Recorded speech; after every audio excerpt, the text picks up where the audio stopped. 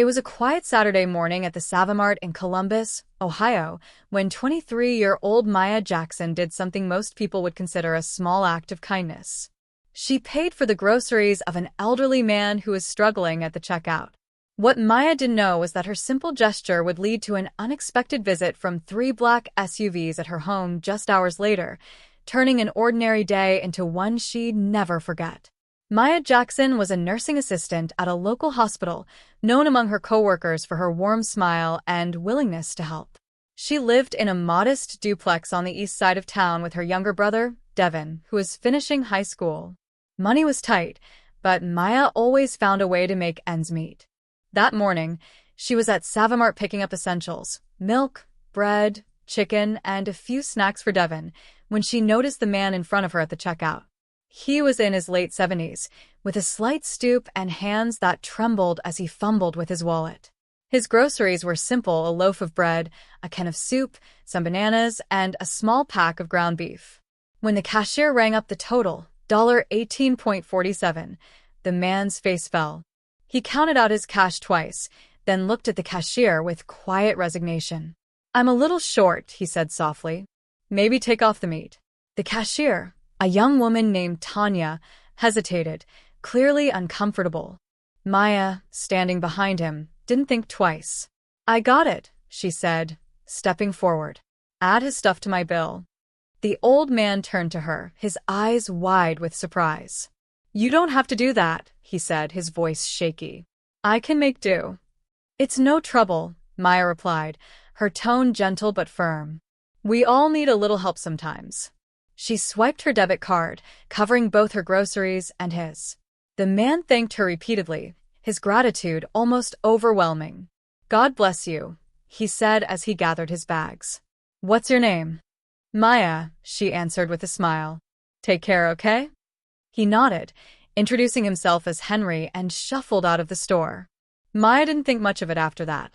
She paid for her own groceries, chatted briefly with Tanya about their weekend plans, and headed home to start her day. She had laundry to do, bills to sort, and a shift at the hospital later that evening. The encounter with Henry was just a small moment in her busy life. Around 3 p.m., Maya was folding clothes in her living room when Devin called out from the kitchen. "Yo, Maya, you expecting company?" She walked to the window, curious, and saw 3 black SUVs pulling up in front of their duplex. The vehicles were sleek, with tinted windows, and looked out of place in their working-class neighborhood. Maya's stomach tightened. She wasn't expecting anyone, and the sight of the SUVs felt ominous. 3 men stepped out of the lead vehicle, all dressed in dark suits. They were professional, their movements deliberate. The man in front, tall and broad-shouldered, approached the door while the others stayed near the vehicles. Maya's mind raced. Had she done something wrong? Was this about her job? She told Devin to stay inside and open the door before they could knock. "Can I help you?" she asked, keeping her voice steady despite her nerves.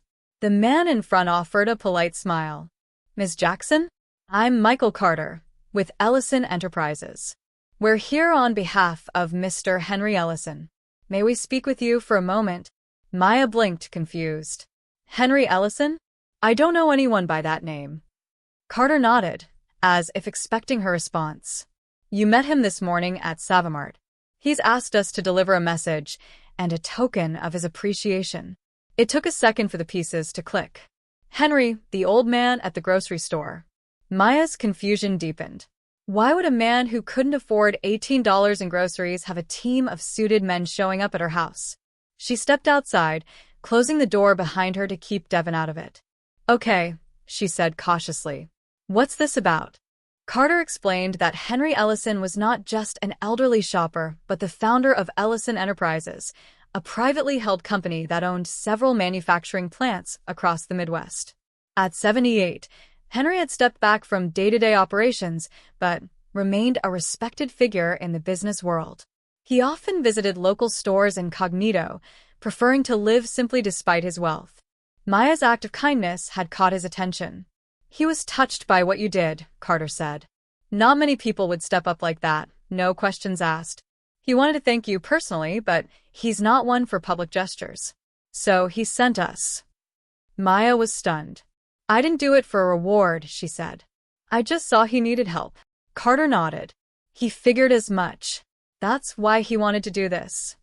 He reached into his jacket and pulled out an envelope, handing it to her. Inside was a letter and a check. The letter, written in neat handwriting, read, Dear Maya, your kindness today meant more to me than you might realize. I've lived a long life and seen too many people pass by those in need. You didn't. I don't have much to offer, but I hope this helps you as you helped me. Keep being who you are. Sincerely, Henry Ellison. The check was for $10,000. Maya's hands shook as she looked at the amount. It was more money than she'd ever seen at once. She tried to hand it back. I can't take this, she said. It was just a few bucks for groceries. Carter raised a hand, stopping her. Mr. Ellison was clear. He wants you to have it. He also asked us to offer you something else. He explained that Ellison Enterprises had a scholarship program for employees and their families. Henry wanted to extend it to Maya, covering tuition for any degree she chose to pursue, including nursing school, which she'd mentioned to Tanya at the store in passing. Maya was speechless. Nursing school had been her dream, but the cost had kept it out of reach. She worked long hours to support herself and Devin, with little left over for education. The idea that a stranger, someone she'd helped for less than $20, would offer this was overwhelming. Why me? She asked finally. I didn't do anything special. Carter smiled. Mr. Ellison thinks you did. He's got a knack for spotting good people. He saw it in you. Maya didn't know what to say. She thanked Carter, who gave her a business card with contact information for the scholarship program. The men returned to their SUVs and drove off, leaving Maya standing on her porch, the envelope still in her hand. Devin poked his head out, wide-eyed. What was that about? He asked. She told him everything, and his jaw dropped. You're kidding. You paid for some old guy's food, and now he's giving you 10 grand? And college. Maya laughed, still processing it herself. I guess so. That evening, before her hospital shift, Maya called her best friend, Keisha, and told her the story. Keisha was thrilled but skeptical. You sure this is legit? Sounds like something out of a movie. Maya had the same thought, so she looked up Ellison Enterprises online.